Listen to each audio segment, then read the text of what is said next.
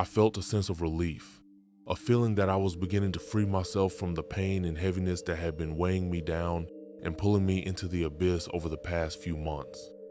Despite the prolonged period, I hadn't managed to form any strong bonds or friendships here. Sitting alone at home, poring over charts all day, I felt like I was slowly going crazy. In a way, it seemed amusing to me. Throughout my life, I had always considered myself a pure introvert, preferring solitude. But being here in Alaska made me realize how wrong I had been about myself. I struggled with the prolonged isolation from social interaction. So, when I heard that an old friend from my school days had recently bought a house in one of the settlements near Juneau and was planning to start a new life there, it felt like a breath of fresh air. I was glad that I wouldn't be buried under a specially planted pine on Mount Monarch anytime soon. As soon as Johnny had fully moved in, I managed to take a short break from work, quickly pack my things, and set off to see him on a snowy the 17th of February. Throughout the journey, I had a strange feeling, an uneasy sense of foreboding, as if something inside me was warning me not to go. As if to confirm this, a strong wind kicked up, causing a blizzard that made visibility almost impossible. Several times, my car nearly skidded into oncoming traffic. During one of these near misses, I pulled over, fearing an accident. Suddenly, a young doe darted onto the road and froze, staring at me. I looked at her in surprise, as wild animals usually fled quickly when they found themselves on the road. But this doe stared at me for half a minute before turning and disappearing into the woods. After a few seconds, I snapped out of my stupor, started the engine, and continued on my way. Thankfully, nothing else happened on the road. About 20 minutes later, I reached Red Creek, the settlement where Johnny lived. Without entering the settlement, I turned onto a side road and soon found myself on a street lined with new cottages. Johnny's house was at the end of this street, a cottage built in a Scandinavian style, unusual for America. There he was. He stood at the end of the street, in front of a path leading to his house, smiling and waving at me. I quickly drove up, got out of the car, and greeted my friend, whom I hadn't seen in over a year. Joy overwhelmed me, and I forgot about what I had felt and seen on the way here. Johnny helped me unload my few belongings, and after locking the car, we walked up the path to the cottage on the hill. Unlike the neighboring houses, which were right by the road, Johnny's cottage was set back among the trees, which looked like they had been planted a couple of decades ago. As we walked to the house, Johnny and I talked about our lives and what had brought us to this remote place. I told him how I had been transferred for work and had to leave my old life in Minnesota to move here. Johnny, on the other hand, talked about how he had grown tired of city life and the crowds. He longed for quiet and solitude. Although he loved our home state of Minnesota, he wanted to experience the northern climate and nature, which he had always admired. So, after making a good living in Minneapolis, he bought a place here and moved. It seemed like a strange decision for someone like him, who had always been the life of the party and couldn't go a day without friends or a full-blown gathering. But at that moment, I brushed those thoughts aside, deciding that my friend had changed. We entered the house. Johnny's cottage was a single-story building with a living room combined with a kitchen and several rooms leading off a hallway from the kitchen. What surprised me even more was that there were unpacked boxes of furniture, dishes, and other household items scattered everywhere, which Johnny hadn't had time to unpack. Given that several months had passed since his move, it was surprising that he still hadn't unpacked everything. Looking at the boxes, I noticed that many were covered in a thin layer of dust, indicating that no one had touched them in a while. I asked Johnny why it was taking so long to unpack, and he brushed it off, saying he had been too busy. I wasn't convinced, but I decided not to dwell on it. Maybe all these oddities could be explained by changes in my friend's personality, and I just needed to get used to them. Johnny boiled some water and made tea, and we sat down to talk about what had happened to us during the time we hadn't seen each other. We also reminisced about our childhood and other fond memories we shared. At that moment, he surprised me more than ever. He seemed to remember very little about our shared past, trying to act as if he remembered everything, agreeing with almost everything I said, but asking questions that he wouldn't have asked if he truly remembered. Had my friend suffered from amnesia? That couldn't be. I would have been one of the first to know if something like that had happened. To test him, I started making up false stories, things that had never happened to us, but that I supposedly remembered. My worst fears were confirmed when Johnny agreed with my stories as if he remembered them too. Something was definitely wrong with my friend, and I intended to discuss it with him later. I couldn't leave it like this. Then I remembered that I had left my phone in the car, so I quickly went back to my Audi to retrieve it. As I returned, I noticed a mailbox by the side of the house that I hadn't seen initially. The mailbox was almost full of letters, some of which had even fallen into the snow. I approached it and started sorting through the mail, planning to ask Johnny later why he had stopped checking his mail and emptying the mailbox. Most of the letters were utility bills, but one caught my attention. It was a photo postcard of Johnny hugging a beautiful girl. On the back was a slightly smudged message. "Congratulations on your move, love. Looking forward to hearing from you soon. Write to me. Love, Anna." The postcard was dated September of the previous year. A chill ran down my spine. Utility bills were one thing, but how could Johnny have missed a letter from his beloved girlfriend? Something was definitely wrong with my friend, and I was beginning to realize just how serious it might be. It seemed that Johnny needed help, possibly even medical attention. In my mind, I started planning how to convince Johnny to see a psychologist or even take him there if necessary. With these thoughts, I returned to the house, deciding to keep quiet about the letters in the postcard for now. Later, Johnny showed me the room where I would be staying. It was small and cozy, with a view of the beautiful mountain taiga from the window. Johnny noticed me admiring the view and suggested we go hiking in the mountains one day. I pretended to agree enthusiastically, but today we decided to stick with an old favorite pastime, playing video games. We ordered a pizza, and as soon as it arrived, we settled on the couch and started playing Marvel Ultimate Alliance 2. We spent the rest of the day and evening playing, occasionally chatting. Throughout the game, Johnny kept asking questions about our past, which I eventually stopped answering, trying to change the subject.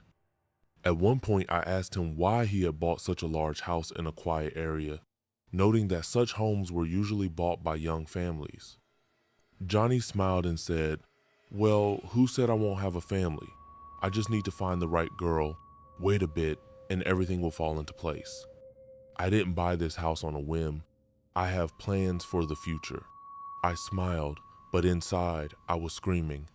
Something is definitely wrong with him. He's forgotten he has a girlfriend. He's forgotten his entire past. He needs help. We continued playing, but now in silence. I tried to avoid Johnny's questions and glances. It was around 9:20 p.m. when the power suddenly went out in the house. I put down the game controller and looked at Johnny in surprise, asking him if this would take long and what we should do. I noticed his eyes darting around as if searching for something, but then his face returned to normal. He shrugged and said that power outages were common in this area, especially in winter due to the weather, and that it was probably just a blown fuse. Then he got up from the couch, turned on his phone's flashlight, and walked around the living room, flipping the light switches. I stood up, turned on my flashlight, and followed him. Johnny seemed to be in a daze, wandering between the rooms as if he didn't know what to do. Then he approached me and said in a bewildered voice, "Ron, we need to turn on the generator. Could you go to the workshop and do it?" Then he looked at me questioningly, which made me uncomfortable. "But I don't live here, and I don't know where the workshop is. Why can't you go yourself?" I asked Johnny. At that moment, his face turned bright red, and he glared at me with such an unnaturally malicious expression that I froze, unable to speak. However, a few seconds later, his face returned to normal. "Fine," he said, putting on his jacket and leaving the house, slamming the door behind him. I stood in the middle of the dark living room, illuminated only by the faint moonlight through the window and my flashlight. The feeling I had about the house had changed from when I first approached it. Now the house felt eerie. Shadows cast by the moonlight loomed large and still on the walls, and the silence was so profound that every creak echoed in my ears. I turned toward the kitchen. The sight of the dark hallway leading away from it, completely shrouded in darkness due to the lack of light, made my mind conjure the strangest and most terrifying images that could lurk in that bottomless abyss.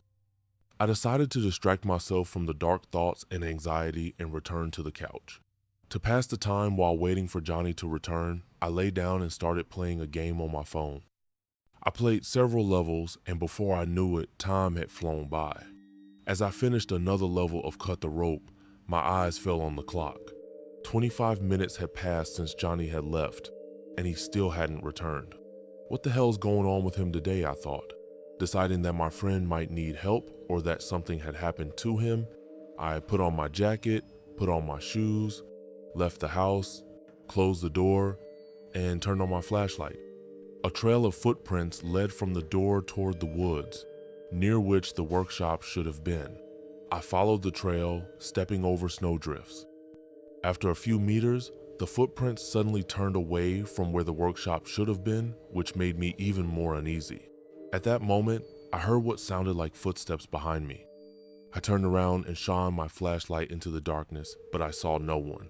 "Johnny, is that you? Stop messing around," I said into the darkness.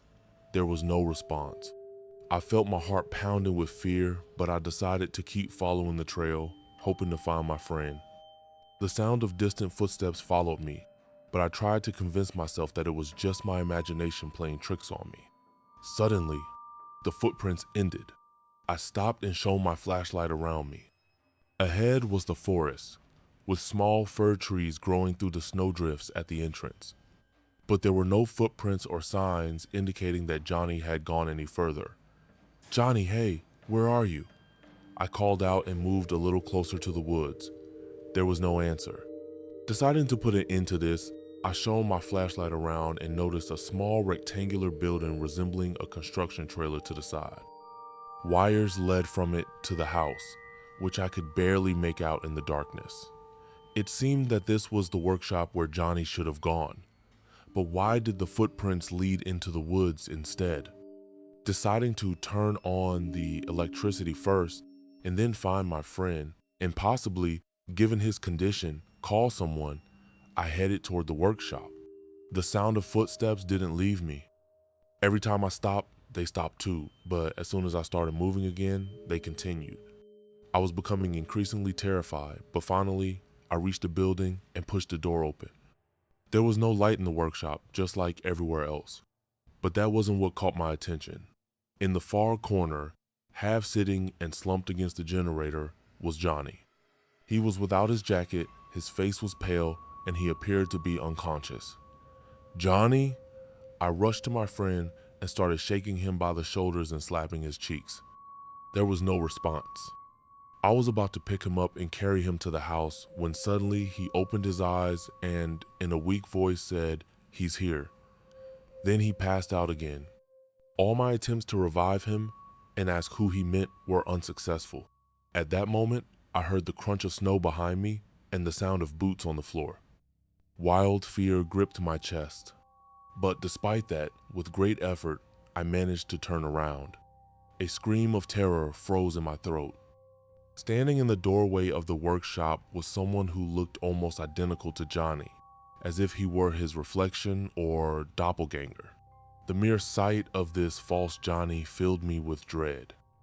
The false Johnny had a wide smile that stretched almost from ear to ear, but there was no joy, happiness, or anything bright in that smile.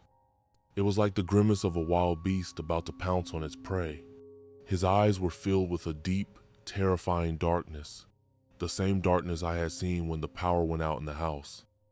The false Johnny opened his mouth and started saying something, but I couldn't hear the words.